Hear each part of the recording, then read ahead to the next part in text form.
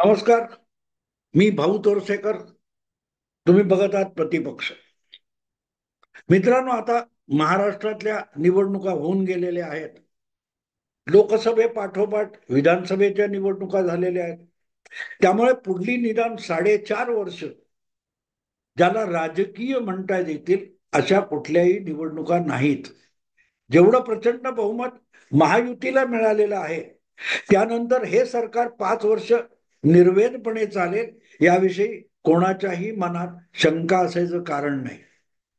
ज्या प्रकारे बहुमत नसताना सुद्धा भाजप प्रणित एनडीएचं सरकार नरेंद्र मोदी चालवत आहेत, ते बघितलं तर लोकसभेच्या सुद्धा मध्यावधी निवडणुका येण्याची शक्यता नाही. आणि त्यामुळे सत्तेचं राजकारण ज्या दोन निवडणुकांभोवती घोटाळतं, त्या लोकसभा आणि विधानसभेच्या निवडणुका संपलेल्या आहेत.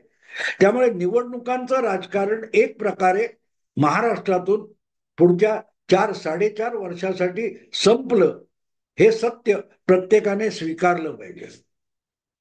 आणि मग त्या जर निवडणुका होणार नसेल तर महापालिका, नगरपालिका, नगर परिषदा, तालुका पंचायत किंवा जिल्हा परिषद या निवडणुका बाकी आहेत. पण या निवडणुका म्हणजे मुंबई महापालिका असेल किंवा पुणे वगैरे महापालिका, अशा मोठ्या महापालिका ज्या काय 5-7 आहेत त्या सोडल्या, तर बाकीच्या ठिकाणच्या छोट्या महापालिका किंवा छोट्या नगर परिषदा, तालुका आणि जिल्हा पातळीवरच्या स्थानिक स्वराज्य संस्थांच्या निवडणुका या तुलनेने राजकीय नसतात. कारण तिथे कुठल्याही पक्षाचं चिन्ह वगैरे फारसं काम करत नाही. अर्थात पक्षातर्फे निवडणुका लढवल्या जातात, पण एकाच पक्षातले दोन गट वेगवेगळ्या आघाड्या बनवून एकमेकांची जी गटबाजी असते त्यामध्ये या राजकारणाच्या निवडणुका होतात. म्हणजे राष्ट्रवादीतले दोन गट हे कुठल्या तरी तालुक्यामध्ये किंवा जिल्हा परिषदेच्या निवडणुकीत एकमेकाविरुद्ध दंड थोपटून उभे ठाकलेले असतात. शिवसेनेतलेच, भाजपतलेच दोन गट एकमेकावर कुरघोडी करण्यासाठी तिथे लढत असतात. आणि त्यामुळे मुंबई, पुणे किंवा नागपूर अशा किरकोळ महापालिका सोडल्या तर राजकीय निवडणुका आता पुढल्या 4-4.5 वर्ष होणार नाहीत, हे आपण गृहीत धरलं पाहिजे.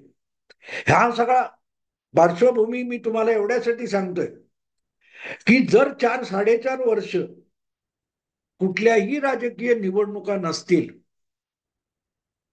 तर राजकारणामध्ये जी तिसरी पिढी समोर आलेली आहे, म्हणजे रोहित पवार असतील, आदित्य ठाकरे असतील, तुमचे वरुण सरदेसाई असतील किंवा आबांचे चिरंजीव, त्यांचं नाव विसरलो मी, तासगाव वगैरेचे, ही जी तरुण पिढीतली एक 10-15 आमदार मंडळी नव्याने निवडून आलेली आहे, भाजपकडचे असतील, तिकडची असतील, महायुतीतली असतील, तो भाग दुय्यम आहे. पण ही तिसऱ्या पिढीतली जी नवीन मुलं निवडून आलेली आहेत त्यांच्यासाठी आता सगळ्यात मोठं आव्हान आहे. कारण हे तुलनेने नवे आमदार आहेत, तुलनेने संघर्षाच्या राजकारणासाठी नवे आहेत. आदित्य ठाकरे यांना संघर्षाच्या आवेशात घोषणा देण्याची हौस आहे, पण आयुष्यात ज्यांनी संघर्ष म्हणजे काय बघितलं नाही, अशा माणसांकडून गरीबातल्या गरीब लोकांसाठी संघर्ष पेटवला जाणार म्हटल्यानंतर ती एक परिकल्पना होते, परिकथा होऊन जाते. एक मी उदाहरण म्हणून तुम्हाला सांगतो की उठसूट आमचे राहुल गांधी हे हातात ते असं घटनेचं एक पुस्तक दाखवतात, उभं धरतात, पण पुस्तक बनवून दाखवतात. तसंच त्यांनी तुमच्या हरियाणाच्या निवडणुकीमध्ये जिलबीचा बॉक्स पण पुस्तकासारखा उभा धरला होता. ज्या माणसाला जिलबी ही पाकात तळलेली असते, पाकात गळलेली ओघळलेली असते, तिरपं केलं तर त्या खोक्यातून रस अंगावर पडेल याचं सुद्धा भान नाही, कारण त्यांनी कधी जाऊन दुकानात विकत आणलं नाही. इतकी गरिबी किंवा सामान्य नागरी जीवन ज्यांना माहिती नाही, त्यांच्याकडून गरिबांचे प्रश्न कसे सोडवले जाणार आणि त्यासाठी संघर्ष कसा केला जाणार, हे एक भलं थोरलं प्रश्नचिन्ह आहे. आणि म्हणून जी काही तरुण मंडळी निवडून आलेली आहे ते गप्पा खूप मारू शकतील, वल्गना खूप करू शकतील, फुशारक्या खूप मारू शकतील, पण प्रत्यक्षात 4-4.5 वर्ष संघर्षाचं राजकारण करणं, आंदोलनाचं, सत्याग्रहाचं राजकारण करणं किती अवघड असतं हा अनुभव त्यांना नाहीये. अवघड. आणि अलीकडच्या काळात तर गेल्या 10-15 वर्षामध्ये इलेक्ट्रॉनिक मीडियाचं पेव फुटल्यानंतर सोशल मीडिया, इलेक्ट्रॉनिक मीडिया बघितलं तर सगळीच्या सगळी आंदोलनं ही मीडियासेवी होऊन गेलेली. म्हणजे कॅमेरा चालू असतो तितका वेळ आंदोलन घोषणा होतात, मग आपल्या आपल्या सिगरेटी फुंकणं असेल किंवा काय शीतपेय पिणं असेल ते चालू होतं. बाबा आढावांचं काल परवाचं आत्मक्लेश आंदोलन बघा. 3-4 दिवस बाबा आढाव हे ईव्हीएम यंत्राच्या विरोधात, निवडणुकीच्या निकालांच्या संशयाच्या विरोधात आत्मक्लेश आंदोलन करायला बसले. 3 दिवसानंतर त्यांचं आंदोलन संपलं. मग ते आंदोलन होतं कशासाठी?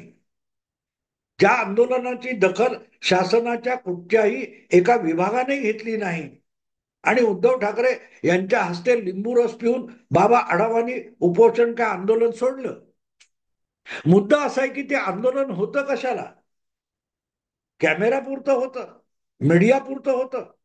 अंतरवाली सराटी मधलं गेली वर्ष 1.5 वर्ष चाललेलं एक नाटक, तुमच्या मनोज जरांगे पाटील मराठा योद्धा, काय झालं पुढे? आजकाल ते काय करतात याची दखल सुद्धा मीडियाला घ्यावीशी वाटत नाही. 100-150 बातम्या येतात, त्याच्यात कुठेतरी एकदा तो भगवा पायघोळ, काय तो शेला खांद्यावर टाकलेले पांढऱ्या कपड्यातले मनोज जरांगे दिसतात, पण बाकी काय चाललंय याची दखल सुद्धा मीडियाला घ्यावीशी वाटत नाही. आणि त्यामुळे आंदोलन चालू आहे की संपलंय हे कोणालाही कळत नाही. सांगायचा हेतू असा की संघर्ष ही हौसेची आणि मौजेची गोष्ट नसते. मी तुम्हाला आणखीन एक आठवण करून देतो. आंदोलन ही कशी कॅमेरा सेवी झालेली आहे. टीव्हीच्या चॅनल पुरती आंदोलनं कशी होतात. पंतप्रधान नरेंद्र मोदी म्हणाले होते ना, आंदोलनजीवी, बुद्धिजीवी, श्रमजीवी, तसे काही लोक हे आंदोलनजीवी झालेले. ते असीम सरोदे, विशंबर चौधरी अशी सगळी निर्भय म्हणून माणसं हे निकाल लागल्यानंतर कुठल्या कुठे बेपत्ता गायब झालेले आहेत. हा असीम सरोदे सुप्रीम कोर्टात जाण्याची धमकी वगैरे दिली, त्याचं पुढे काय झालं माहिती नाही. पण कॅमेरा समोर ते तावातावाने बोलतात, नंतर बारगळतात. आणि अशांच्या आधारावर आपलं राजकारण करायला बघणारे आदित्य ठाकरे असतील किंवा जे कोणी रोहित पवार वगैरे आहेत, त्यांचं राजकीय भवितव्य काय असा प्रश्न पडतो. कारण संघर्ष न करता आयत्या बिळावर येऊन बसलेली ही माणसं आहेत. यांनी काय केलं? देवेंद्र फडणवीस सारखा माणूस हा धडपडत धडपडत, एकनाथ शिंदे यांच्यासारखा माणूस धडपडत धडपडत या आजच्या उच्च पदापर्यंत येऊन पोहोचलेत. अनेक टक्के टोणपे खात, ढोपरं फुटत, जखमा सोसत ही माणसं या उच्च पदापर्यंत येऊन पोहोचली. आमदारकीचं तिकीट मिळवताना किती मारामार होते अशा लोकांची, याचा सुद्धा थांग पत्ता ज्यांना नाही, असे जे हे तोंडात चांदीचा आणि सोन्याचा चमचा घेऊन जन्माला आलेले आंदोलनवीर आहेत, त्यांचं भवितव्य काय हा म्हणूनच प्रश्न आहे. एक आठवण सांगतो तुम्हाला. 1 जुलै 2023, 1.5 वर्षापूर्वी आदित्य ठाकरे यांनी मुंबई महापालिकेवर एक प्रचंड लॉंग मार्च काढला होता. ज्या लॉंग मार्चचं अंतर 1 किलोमीटर तरी आहे की नाही याची शंका आहे. 1-1.25 किलोमीटर असेल फार तर. मेट्रो सिनेमा, धोबी तलाव ते आझाद मैदान, महापालिकेचं मुख्यालय इथपर्यंत हा मोर्चा नेण्यात आला आणि धमकावलं होतं आदित्य ठाकरेंनी, लवकरच शिंदे सरकार पडणार आहे, महाविकास आघाडीचं सरकार परत येणार आहे, उद्धव ठाकरे परत मुख्यमंत्री होणार आहेत. आणि ते झालं की आपली सगळी महाविकास आघाडीच्या कार्यकर्त्यांची फौज ही महापालिका कार्यालयात घुसणार आहे आणि महापालिकेचे प्रशासक असलेले जे चहल होते त्यांना इशारा दिला होता आदित्य ठाकरेंनी. अगदी त्यांच्या आसपास अरविंद सावंत वगैरे मंडळी होती. त्या इशाऱ्याचं पुढे काय झालं, त्या आंदोलनाचं पुढे काय झालं? 1 जुलै 2023 हा लॉंग मार्च आणि इशारा झाला आणि 24 तासाच्या आत ज्या महाविकास आघाडीचं सरकार येणार होतं त्यातले आणखीन 40 आमदार अजितदादा पवार यांच्या नेतृत्वाखाली महाविकास आघाडीला सोडून महायुतीमध्ये दाखल झाले आणि आदित्य ठाकरेंसकट मीडिया सुद्धा 1 जुलैच्या इशाऱ्याला विसरून गेला. कोणाला आता आदित्य ठाकरेंनी काढलेला लॉंग मार्च आठवत सुद्धा नाही. कॉलरला धरून महापालिकेच्या कमिशनरला, आयुक्ताला खेचून बाहेर काढणार होते आदित्य ठाकरे आणि जाब विचारणार होते कुठच्या कुठच्या टेंडरची काय काय टक्केवारी आहे वगैरे वगैरे. आदित्य ठाकरे यांची बुद्धी टक्केवारीच्या पलीकडे जात नाही आणि ते स्वाभाविक आहे. अगदी पाळण्यात असल्यापासून जर त्यांनी अंगाई गीत म्हणून महापालिकेतल्या, मुंबई महापालिकेतल्या किंवा ठाणे महापालिकेतल्या किंवा इतर कुठच्या महापालिकेतल्या टक्केवारीचे हिशोबच ऐकले असतील आई वडिलांकडून, तर मग आदित्य ठाकरे यांना जे टक्केवारीचं वाळपडू मिळालेलं आहे त्यातून ते टक्केवारीवरच बोलणार. इतकं कमिशन, तितकं कमिशन, प्रत्येक गोष्टीतलं कमिशन आणि टक्केवारी, या पलीकडे आदित्य ठाकरेंना काही दिसत नाही. मग तो कोस्टल रोडचा विषय असो की मुंबईतल्या काय कॉन्क्रीटचे रस्ते बनवण्याचा विषय असो, रस्त्यावरची आणखीन काय दिवे लावण्याची गोष्ट असो, प्रत्येक गोष्टीमध्ये टेंडर आणि टक्केवारी या पलीकडे आदित्य ठाकरेंची झेप जात नाही. रोहित पवारांची गोष्ट वेगळी नाहीये. आणि मग असे लोक ज्यांना आयुष्यामध्ये सगळ्या सुविधा इतक्या आयत्या मिळाल्या की बारीक बारीक गोष्टीसाठी जगताना, टिकताना जो संघर्ष करावा लागतो त्याचा परिचय सुद्धा नाही. वडिलांकडून, परिवाराकडून कोट्यवधीचे कारखाने अंधण म्हणून मिळाले आणि डायरेक्ट मुख्याधिकारी कंपन्यांचे आणि कारखान्यांचे झाले. किंवा सासर सुद्धा असं मिळालं की करोडपतींची मुलगी लग्नात आली आपल्या घरी. असे रोहित पवार असतील, आदित्य ठाकरे असतील, यांच्याकडून नेमका कुठला संघर्ष अपेक्षित करता?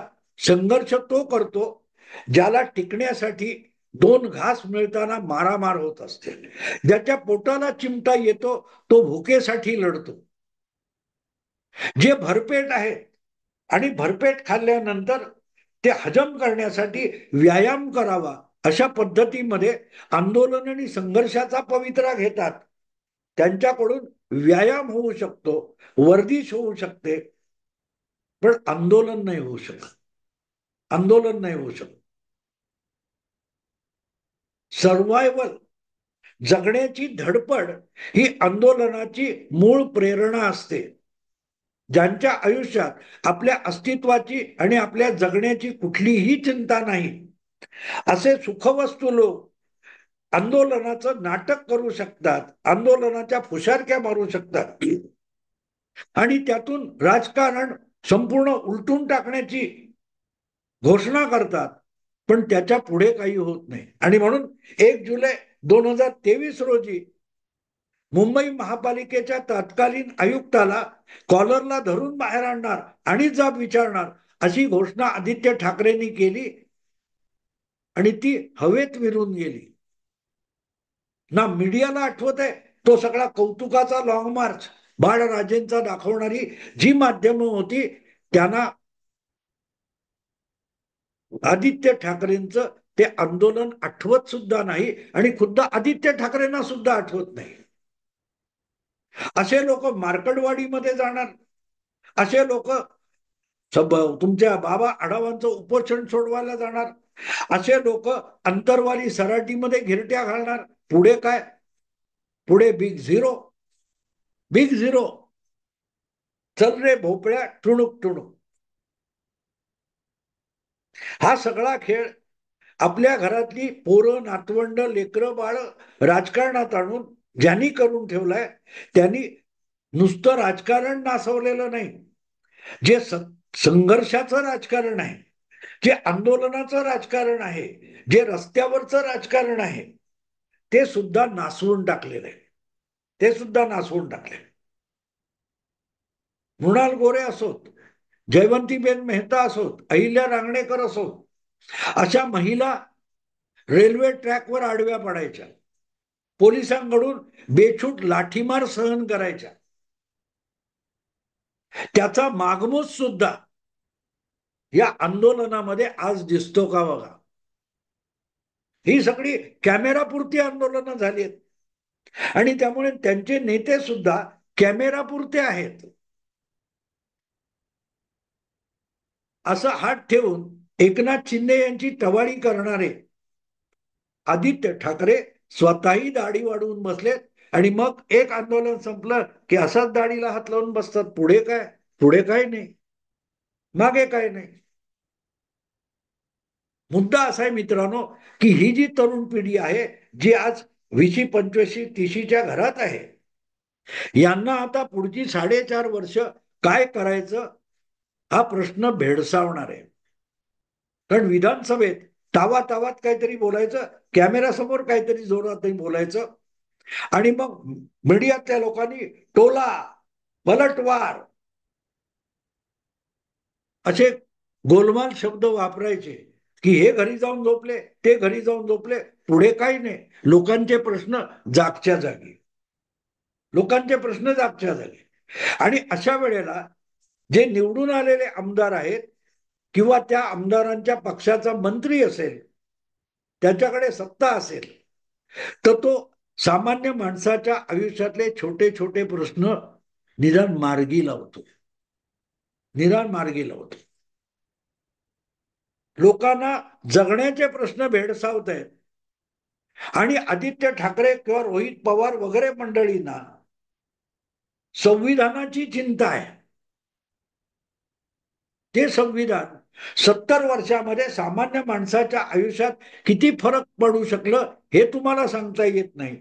त्या संविधानाने निर्माण केलेल्या संस्था आणि निर्माण केलेल्या व्यवस्था तुम्हाला संशयास्पद वाटतात, तेव्हा आपोआपच तुम्ही संविधान सुद्धा संशयास्पद करून टाकता. आणि अशी 20-30तली पोरं आणि 80 ओलांडलेले शरद पवार जेव्हा हातात हात घालून चालायला लागतात, तेव्हा मग ते गांधीजींचा फोटो आठवतो, चित्र आठवतो की गांधीजींच्या हातातली काठी घेऊन एक छोटस पोर 5-7 वर्षाचं धावत सुटलेलं आहे आणि ती काठी पकडून गांधीजी कसे बसे त्याच्या मागे धावतायत. आज मला ही नवी पोरं जी काय पोरकटपणा करतायत त्याच्या मागे धावत सुटलेले शरद पवार बघितले की ते गांधीजींचं चित्र आठवतं. ती काठी पकडून पळणारं पोर आणि आपली काठी कुठे घेऊन चालणारे म्हणून ती काठी आपल्या हातात राहण्यासाठी धावणारे गांधीजी बघितले की साक्षात शरद पवार आता गांधीजी झालेत असं म्हणायची वेळ येते. मुद्दा इतकाच आहे की 4.5 वर्ष जर मोठ्या कुठल्या निवडणुका नाहीत आणि या आता जिल्हा परिषद, तालुका पंचायत, महापालिका वगैरे निवडणुका उरकल्या पुढच्या वर्षभरात, की उरलेली 4 वर्ष ही नव्या आमदारांची जी फौज आहे का वेगवेगळ्या पक्षातली, त्यांच्या समोर आव्हानच नसतील तर ते टिकणार कसे? टिकणार कसे? कारण त्यांच्या पूर्वजांची पुण्याई हळूहळू करत संपत चाललेली आहे. खुद्द रोहित पवार कसे बसे परत एकदा निवडून आलेले आहेत. आदित्य ठाकरे सुद्धा कसे बसे काठावर वरळीतून निवडून आलेले आहेत. ही बरीच तिसऱ्या पिढीतली जी राजकीय नेत्यांची पिलावळ आहे, ती आत्ताच पूर्वजांची पुण्याई संपलेल्या परिस्थितीत निवडणुका जिंकून आली आहे. तर 5 वर्षानंतर त्या पुण्याईला बाजारात किती किंमत असेल याचा तरी त्यांनी विचार करावा. बाकी आंदोलन, कॅमेऱ्यासमोर फुशारक्या मारणं, वल्गना करणं, गमजा करणं चालू राहू द्या. पण सगळ्यात मोठा प्रश्न परत एकदा 4.5-5 वर्षानंतर येणाऱ्या ज्या निवडणुका आहेत तिथपर्यंत तुम्ही राजकारणात आणि सार्वजनिक जीवनात टिकून कसे राहणार हा प्रश्न आहे. संघर्षाचं नाटक करता येतं, पण संघर्षाचे चटके सोसण्याची तयारी असावी लागते. ती बहिणाबाई म्हणते ना, अरे संसार संसार जसा तवा चुल्यावर, आधी हाताला चटके तेव्हा मिळते भाकर. ज्यांना तव्यावरचे चटके नको असतात पण गरम गरम भाकरी हवी असते, असे लोक बहिणाबाई समजून घेऊ शकत नाहीत. त्यांना गरम गरम तव्यावरची भाकरी ताटात आली की ती तोडताना भाजलेला हात हवा असतो, पण तव्यावरची भाकरी भाजताना हाताला जे चटके लागतात ते नको असतात. आणि म्हणून आजोबांनी ठेवलेल्या तव्यावर भाकऱ्या भाजत भाजत तिसरी पिढी रोहित पवारांची आली आणि भाकरी करपून गेली आहे.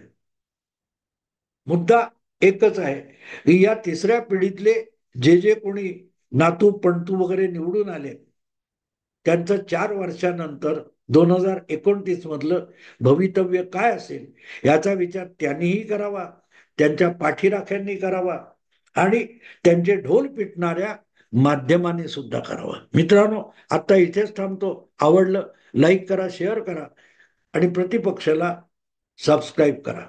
नमस्कार.